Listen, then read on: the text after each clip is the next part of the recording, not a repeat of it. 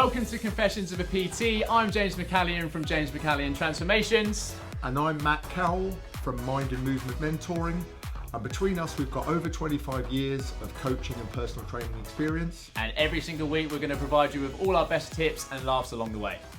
This week, we're going to be talking about steroids. Up the roids. Naughty word. And body dysmorphia. I heard this past week that male body dysmorphia is going to be worse than women's by 2035, which is only 12 years away. So what is don't it know now? how Is they'll it? quantify that, but that's what they're saying. What are your thoughts? Yeah, I think it's a very, very tough topic to touch on. I think for those that don't know, body dysmorphia is where you see something that's completely different in the mirror. And I think the number one factor for that is steroid use / abuse. More prominent in men, but in a very alarming rate, more frequent in women. Yeah. And I think more men, is it more obvious? Probably yes, but a lot of women. And I think there's so many different types of steroid now, whether it's to get jacked, shredded, strong, all of the above. And it's just so easy to get hold of. And I think we live in a world, obviously, where everyone's highlight reel. It gets the likes, it gets the algorithm boost if you're absolutely jacked, veined out your head, and people just assume that if someone is that jacked, they're going to know what they're talking about. So yeah, I think it's very alarming. I can see definitely, because I think with the steroid route, when you open that door, it's almost an impossible one to close. Yeah, I agree. I think the first thing is you kind of got to understand, I think, doesn't matter who you are, you'll never be fully happy with your body. Yeah, 1,000,000%. Because of the brain's negativity bias. I remember watching a thing with Phil Heath when he was Mr. Olympia, and he was kind of so critical of his physique, and it's like, if you're like that, what chances has any other guy got? And I have a theory about this with the steroids. I think back in the Arnold Schwarzenegger days, I think it was either you're on these horse tranquilizer type nutcase Mr. Olympia steroids or you're not. Now there's such a spectrum of everything from multivitamin, creatine, BCAA protein, creatine, moving into fat burners from Holland and Barrett, fat burners a little bit more naughty, fat burners from the dark web, and it's kind of that everyone falls onto that spectrum somewhere. That it's just kind of like, I don't know, we're all just on a spectrum, aren't we? Like we're all just like, you're taking stuff that's designed for, Christ knows what, that could, make your muscles inflate overnight. And I'm taking a milkshake from a vending machine. Yeah. No, we're all just the same, aren't we? Like, and that's the problem, because it makes it easier to rationalise that guys don't look at the negative effects of it. And it moves the yardstick of what you see in the movies, in the quick one, The Rock. Natural or not. 1,000,000% juiced up to his eyeballs. 100%. There is no doubt. 100%. No doubt. And I think the alarming rate of his hairline going back as well, and he's obviously bald and stuff, that's a very big side effect. That's not saying that I've been on it with my hairline. For those that are watching, by the way, stop looking at that. Right, that was it. Yeah. But yeah, I mean, he seems to be one of these people that's contorted his way round. Green's natty as well. Yeah. Gosh, yeah. Reminds me of Liver King. Do you remember Liver King? Oh, mate, one of the best days ever. He was backed himself to the hilt, didn't he? Of that he hadn't done anything, and then how it did all it actually came come out. out? Someone leak his. They got. It was 10 grand a month, wasn't it? He got hacked or something like that, or it leaked, and he was on all sorts. Yeah, best part 5 figures worth of supplements. Yeah. But I think what you touched on there was powerful. Like, no matter how good, and I mean, I don't know if you get it, I get it all the time. Like, people would look at me, and this is not me bragging, saying that I'm in pretty good shape, but I look at myself in the mirror and I still feel like I've always had an issue myself personally with being skinny. And it, oh God, excuse my French, I hate being called fucking skinny. Like, it winds me up. And the worst thing, when I worked at as a PT in a gym, whenever I started, people would sit down next to me, but I want to look skinny like you. I'd have steam coming out my ears. I'd be like, God, it used to grind my gears. But I think we live in a world now where the filters and everything, like, you can look half decent, but you'll just pile all this like sharpening, whatever it is on the Instagram and stuff like that, to this perception of you to look better than what you are. And I think we live in a world, insecurity is just like at its all-time high. We live in a world where there's fear, anxiety, self-imposed limitations, and we're always comparing ourselves to everyone's highlight reel. But unfortunately, I'd say over 60-70% of these influencers you see online are juiced out of their nut. Like without that, or on some type of shredder, and I think it goes against everything we try to do. Because, well, I hope you're natty. I don't know about that. We've got a lie detector. Bit of apple cider vinegar, but intermittent fasting. But it's just difficult because I've got slated on TikTok when I remember I put like a bench press workout up about this can get you jacked. Oh my god, I got ripped apart being like. I think I got called Gollum from Lord of the Rings. Wow. Like the hairline, do you know what I mean? Not even, I was like saying I was a scrawny little runt, but just because I'm not this veiny, angry looking steroid head, it's like people are so quick to assume that I don't know what I'm talking about. I've been doing it 13 years, do you know what I mean? I've got a million testimonials of like not getting people to this roided look. I think that just looks awful anyway, but yeah, it's a very alarming rate. And again, I think I love progress photos, and for anyone that's listening, I think they're such a powerful tool. Like comparing yourself to you, not to like The Rock, and The Rock gets better every 10 years when your testosterone's dipping, but apparently he's getting more jacked. So. Yeah, the first thing is you've got to run your own race and try not to get pulled into, which is so difficult to do because you always overestimate how good the group is. Like, and when you put social media video on and everyone's jacked doing handstand push-ups, there's something called the apex fallacy where we then think we overestimate how good the group is versus us, which doesn't do anything for our esteem. And at the same time you think, oh my god, I can't even do a bodyweight press up, and he's there with 8-pack doing 10 handstand push-ups. God, but everyone could do. They can't all do handstand push-ups, but you're just, and that doesn't do anything for your self-esteem. And then it's easy to give up because you almost don't know where like the yardstick is for success, and you don't know what good looks like. And so like as a guy, you can't almost like give yourself a goal of what you feel is achievable, because you see The Rock and you think, well, yeah, he's got a few quid, but I'm not even half that. And you don't know what's going into that side of it. And then it's just kind of like a confusion and inertia that can really stop you taking. Yeah. Just quickly, you said about you getting trolled online. I got trolled the other week. It said, why is one of the comments on one of my reels, why is everyone saying it looks like Dumbo and a werewolf had a baby?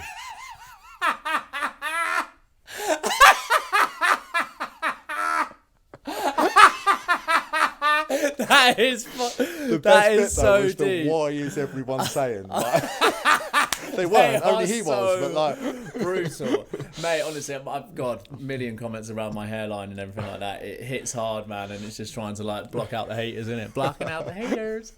But it's tough, mate. But I don't know if you've seen that guy. I think he's really young. He's blown up on TikTok. I think he's like 18, but he's like the fastest growing TikTok account. I might have done. He's more popular than C-Bum at the moment now. I can't think of his name, but again, promoting the fact that he's on every steroid left, right and centre, and I think that's quite dangerous because I've got like younger clients as well that are like very easily led, that are just like, he's doing it, why can't I do it? Do you know what I mean? And he's like 18, how is he doing that? But he's massive, but his stuff looks like quite boring. He just goes on and he'll show himself training back, but I don't know what he's done and how he's beat the algorithm, because he's like 3-4 million followers now. It's just like, he's done an Andrew Tate on the algorithm. But that's it. And then again, that just promotes, because all these people are seeing how jacked he is, and you just automatically want to follow suit. That gets people off the sofa, and that is a call to action for people to want to get motivated and healthy, then that's not the worst thing about it, because there's a lot of people that aren't doing anything. We said in previous episodes about how the obesity stats are off the charts, people are doing less than ever, but you have to make sure that they're not going to go down that road of, because in the same way I think we're scratching the surface around the negative implications of processed foods, massively with steroids as well. We are, whether it's the fillers and things that are putting them to, if you buy things that aren't pharmaceutical grade, Yeah. or you're misusing them for something that's designed for some other intended purpose. Yeah. Okay, you've got a better physique, but at the expense of what? Yeah. What's happening to your mental health? What's happening to your internal organs? What's happening to that? I think people are so quick to see the external gains, but I think, God, you don't know many bodybuilders that are probably 50 plus. You see them, they just drop dead, don't they? I mean, if you look at Ronnie WWF Coleman, wrestlers. Exactly that. So yeah, I think if people were educated on it more, and I think when I was at university, we did a very good study on the pros and cons of steroids, and it was actually eye-opening to be like, Jesus Christ. And I think more from, like we touched on, the body dysmorphia point of view, because people don't cycle it properly, they don't know about PCT, all this sort of stuff, and they're just crews, and the damage they're doing sort of long term, whether it's like impotency or testosterone, THT levels, whatever it is, and then it's a hard door to close. And when you got to that size and you're still not happy, when you do come off, you are mentally going to be destroyed, because you're chasing out your testosterone levels will drop naturally lower anyway. And if you're not regulated with your estrogen, I think gynecomastia, is it gynecomastia? Yeah, that's is the biggest thing. I know, right? honestly, and again, I won't name him obviously, but my client that he stopped training with me because I was really anti people on going on gear. I was like, just don't do it. Didn't see him for 6 months, come back. He was like, I just want to go and build my chest. Took his top off and he had these breasts, mate. I've never seen anything like it. And I just think, just because he's not educated, he's like jabbing himself up over and over, still eating like all the wrong foods. And I think people think steroids is just a quick fix. Yeah. You've still got to do some of the work. Don't get me wrong, Jesus Christ, you're assisted through the roof. But with bodybuilding, you're always chasing the pump. You see yourself a bit, I want to look like that as natural, and then, or normal day to day. And then you see yourself a bit more pumped up from that, or I want to look like that by default. It never ends. So unless you can kind of get your head around that, there's no point of arrival where you're going to be like, I'm just happy now. Yeah, and then you're too scared to come off. Yeah. You can't stay on things, like you say, longer term because of the negative repercussions that has. Yeah. So what's that going to do for everything? And yeah, like you said, the list of WWF or WWE, as it's now called, wrestlers that are dead in their 40s is harrowing. Yeah. All the big names. But that was like my dream growing up. Yeah, I love that. Absolutely. And Batista. Wow. It's come from, it has to become from the abuse. And but it's the way it's marketed as well, isn't it? Of like, this is the alpha male and everything like that, and people are just chasing that, and that's when you get that again, more mental health, because they're like, I've been training 2 years naturally, I don't look anything like this. You get like natural guys disillusioned with how much muscle they can build. They think that they can't make any credible progress, so they'll give up, because it's the distorted barometer of what's possible because of the images and things that they're looking at. Like the Flex magazine, and that they'll never talk about it in there. I mean, you'll see like cartoon like vascularity on the front, and they'll never mention in there at all. It'll be chicken breast, rice, Celtec creatine. But that's what sells as well, isn't it? Yeah, I see, because it was on that. I know we touched on it earlier. That Chris Hemsworth, when he was, do you think he's on gear? Because when he went for 4, when he was doing that limitless, I'd be surprised if he wasn't. Jacked. Don't sue me, but I'd be surprised if he was. But again, I think this is the thing. I think so many people take it, but so many people won't admit it. And I think we're in the industry, like I said, where you'd be a fool not to take it to get the value traffic. I mean, there comes a point with like ethics and morals and stuff. But if you're getting a hefty amount of pay packet every month, you're going to be like... 1 in 5% of male gym members is the current stat. 1 in 20 of men, full stop, so that's 5%. Yeah. And 1 in 5 male gym goers, that's 20%. So next time you go into a gym, even if there's some people that don't look like it, statistically there'll be a couple in the... But again, it's that shortcut, isn't it? Like I said, we touched on about having a good body shows discipline, hard work, constantly. People are just looking for that quick fix. Like, I think... with the whole transformation process as well, like you said, bodybuilding is a very lonely place, and I've seen it time and time again where they get on stage, they are crucified with not being able to get hard-ons, their mental health is in tatters, they're all bronzed up, best day ever, but then they fall to pieces after. Like, where do they go from that? And I think when people would say they want to get on stage or whatever, the maintenance after that, there's no thought process, it's literally that main goal. And touching on goal setting, is it negative or positive? But the coaches, when they get him to there, just bin him off after, because they're just like, it's like you did your day. Like, I just, I have massive respect and admiration for people that diet down for shows. It's insane. But I do kind of think, what's the point? Yeah. Like, nice body, but what can you do with it? But it's so hard because I think natural bodybuilding is so much more impressive than bodybuilding, because they have to graft 20 times harder. But no one wants to watch them because everyone wants to see aliens. They want to see like they want to see the Yeah. mutants. They like, do. Kind of, like Hulk Hogan tried to Mutants. start a natural WWE. What's and the no one point? was interested. That's it, Like but it that's died a the world death we because live it was in. like guys. Can you imagine like men's health cover models like flying off? We don't want to see that. Mate, we want to see we like did- someone picking up Yeah, three blokes yeah. at the same time and putting them through a table. We did a topic on that at university, like the pros and cons of like steroids in sport. And we were like, just do an Olympics where everyone's allowed to juice up. Imagine someone doing 4 100 meters in 3 seconds. seconds. You want to see it? Yeah, You'd be you like, do oh want to my see God. that. Like, yeah, let's or see like the best clean of the and best. jerking 500 kilos. Yeah, You'd be the like, best of the best, juiced up to the gills, and then see like what's. Yeah. Mate, that would be. But But the natural shows, though, I mean, again, like respect for them, but when you're that focused, just myopically focused on the way you look, something is lost. It has to be the way you feel, the way you perform. I mean, going through all of that to win 100 quid's worth of USN vouchers in front of 35 I get you a couple people. of BCAAs. In front of 35 people in Dartford.